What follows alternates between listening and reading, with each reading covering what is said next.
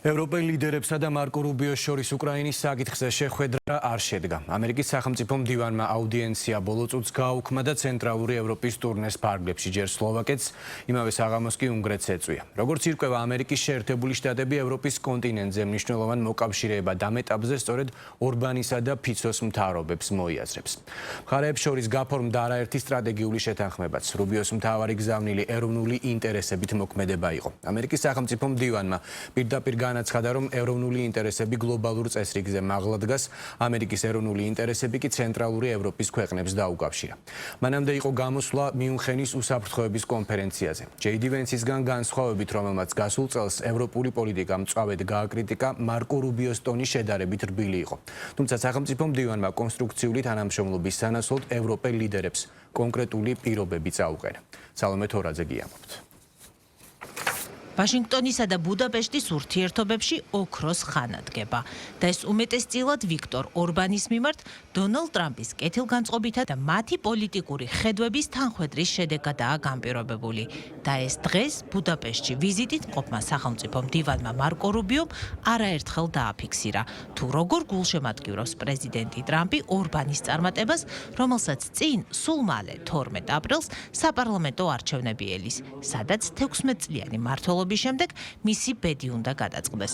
მხარეებმა დღეს ხელი მოაწერეს ბირთვული ენერგეტიკის სფეროში თანამშრომლობის შესახებ შეთანხმებას. ამერიკის შეერთებულ შტატებსა და უნგრეთს შორის ურთიერთობები ახალ ოქროს ხანაშია. პოლიტიკაში დაახლოებით 30 წელია ვარ და ბოლოს როდის იყო ამ ორ ერს შორის ურთიერთობები ასეთ მაღალ დონეზე, ასეთი დაბალანსებული და ასე მეგობრული არ მახსოვს. ჩვენ დავდეთ მნიშვნელოვანი შეთანხმებები ენერგეტიკის სექტორში, რომლებიც მოიცავს ნავთობს, გაზსა და ბირთვულ ენერგიას. პრეზიდენტი ტრამპი ძალიან დაინტერესებულია თქვენი წარმატებით, რადგან თქვენი წარმატება ჩვენი წარმატებაა, რადგან ის ურთიერთობა, რომელიც ჩვენ აქ ცენტრალურ ევროპაში თქვენი წყალობით გვაქვს, სასიცოცხლო და აუცილებელია ჩვენი ეროვნული ინტერესებისთვის მომდევნო წლების განმავლობაში.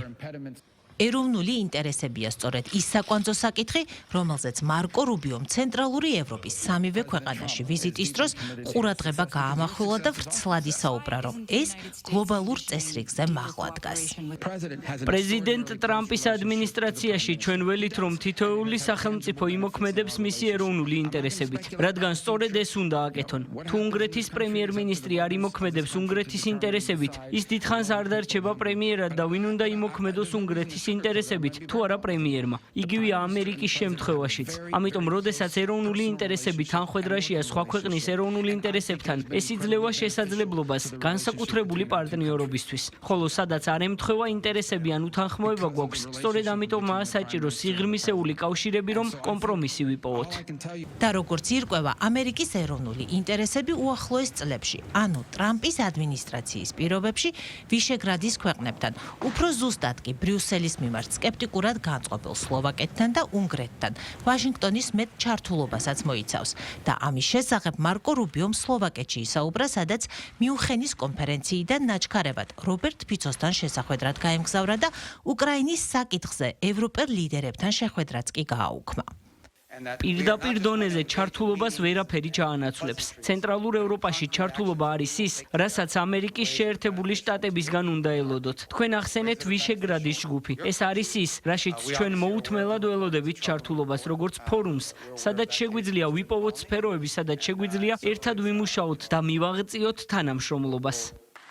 და მიუხედავად იმისა, რომ მიუნხენის წლევანდელ კონფერენციაზე მარკო რუბიოს მიერ გაჟღერებული ვაშინგტონის პოზიცია წინა წლისგან განსხვავებით უფრო დიპლომატიური ტონის იყო და აპლოდისმენტებიც დაიმსახურა დამაჯერებელი განცხადებისთვის, რომ ამერიკა და ევროპა ერთად უნდა იყვნენ, ევროპელ ლიდერებს არ დავიწყებიათ ტრამპის მუქარები ტარიფებისა თუ გრენლანდიის მისამართით, რამაც ტრანსატლანტიკურ ურთიერთობებში ბზარები და უნდობლობა გააჩინა.